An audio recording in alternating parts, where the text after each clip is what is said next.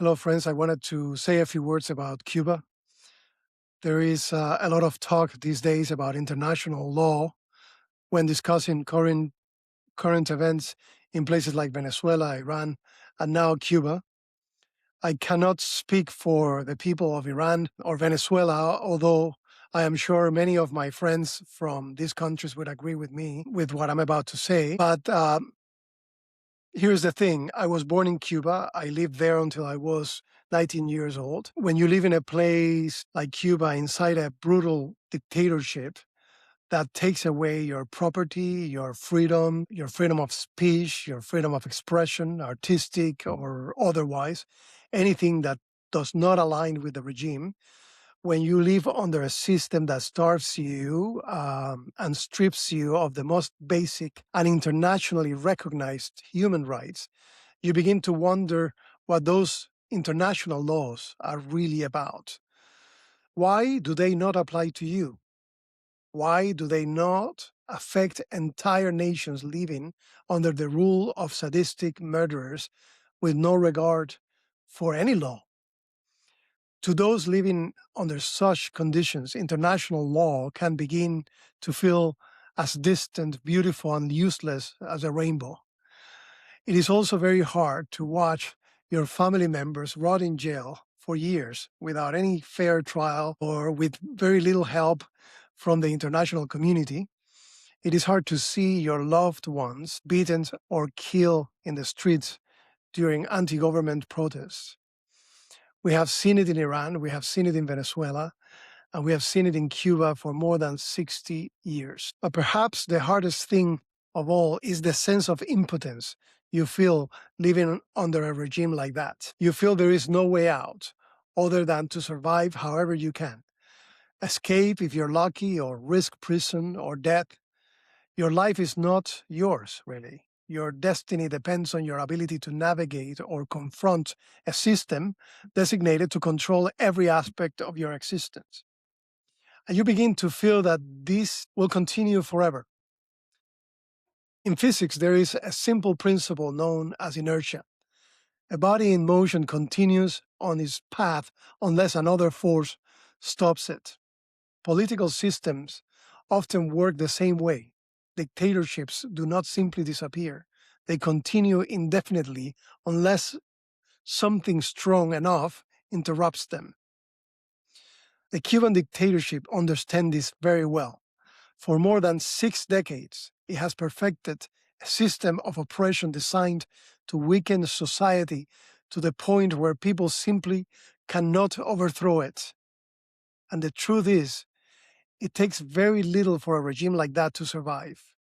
Some trade here, some donations there, a few shipments of oil or credit from friendly governments, and the machinery of repression keeps going. So let me ask those who are listening a simple question. How exactly are the Cuban people supposed to end their suffering? I'm always open to suggestions.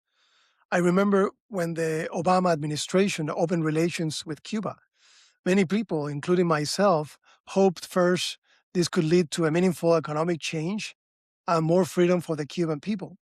But it didn't happen. The Cuban regime continued the same path of repression and did very little, if anything, to truly allow free markets or political openness to the island.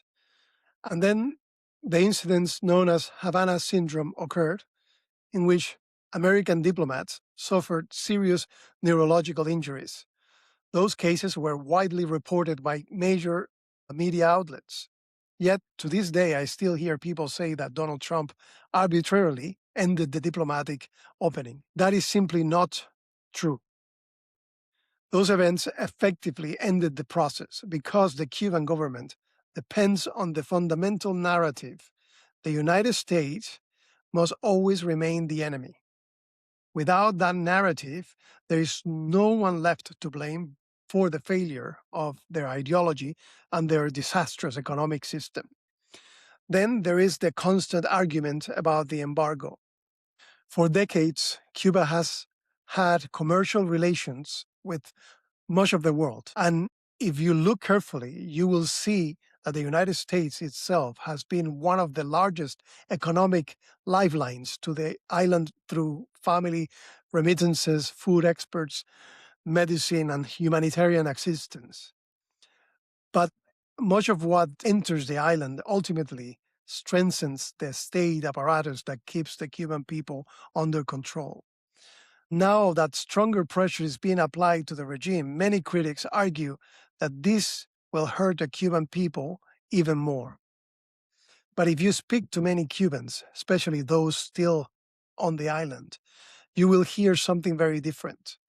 Many are willing to endure tremendous hardship if it means there is even a real possibility of ending more than 60 years of misery. Another argument I have been hearing lately concerns Cuba's supposed innocence in the regional narcotics trade. Some articles claim that other countries in Latin America and even the United States import far more drugs than Cuba, and therefore Cuba plays no role in drug trafficking. But this ignores a long, complicated history. Drugs do exist in Cuba, especially in the tourist economy. And historically, the Cuban regime has been connected to narcotics routes going back to the era of Pablo Escobar. Anyone interested should look into the famous case of General Arnaldo Ochoa, who was executed after a highly publicized trial related to drug trafficking allegations. At the same time, Cuba has maintained deep political ties with the regime such as Venezuela's. The Venezuelan government has long been accused and found guilty of connections to the Cartel de los Soles, and Cuban security services have been deeply embedded in Venezuela's state apparatus for years. So it is naive to pretend that Cuba is simply an innocent bystander in regional geopolitics. If you believe in good and evil, and I do, you come to understand those ideas very clearly when you grow up in a place where cruelty and repression are part of everyday life. For decades, the Cuban regime has exported its ideology, intelligence network, and political influence throughout Latin America. It has interfered in other nations while presenting itself as a victim of foreign interference. It is always fascinating to me how quickly some people condemn the United States for imperialism, yet you say very little when countries like Cuba, Russia, China, or Iran interfere in other countries' affairs. And let's be honest about something else. Cuba has never truly experienced self-determination. We went from being a Spanish colony to an American sphere of influence to a Soviet satellite, and finally to what has essentially been a Castro dynasty for 67 years. Now, I understand that many people strongly dislike Donald Trump, and many have criticized recent actions in Venezuela, Iran, and now Cuba. But I would ask those people something very simple. Talk to the people who actually live under these regimes. For many of them, including many Cubans today, this moment represents something they have not felt in their entire lives for decades, and that is hope. It may be imperfect. It may come through circumstances the international community finds uncomfortable. But for people who have lived their entire lives without freedom, the mere possibility of change feels almost like a miracle. And I wonder if those who live freely in democratic societies truly understand what this means, what it means to spend your entire life as if your life belongs to the state. I often hear people say the Cuban people themselves must rise up and change their system. But those who say that often do not understand that life inside such a regime actually looks very differently. The sense of political possibility that exists in free societies simply does not exist there. For 67 years, Cubans have waited, sometimes in silence, sometimes in protests, sometimes by fleeing the country, to see whether the world would notice their suffering.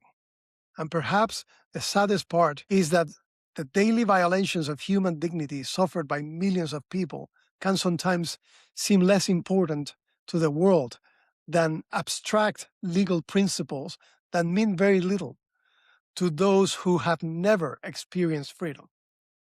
In the end, what I wish for Cuba is very simple. I wish for the Cuban people the same thing every human being deserves: the chance to live freely, to build a life with dignity, and to make their families and their communities happy in a country that finally belongs to them.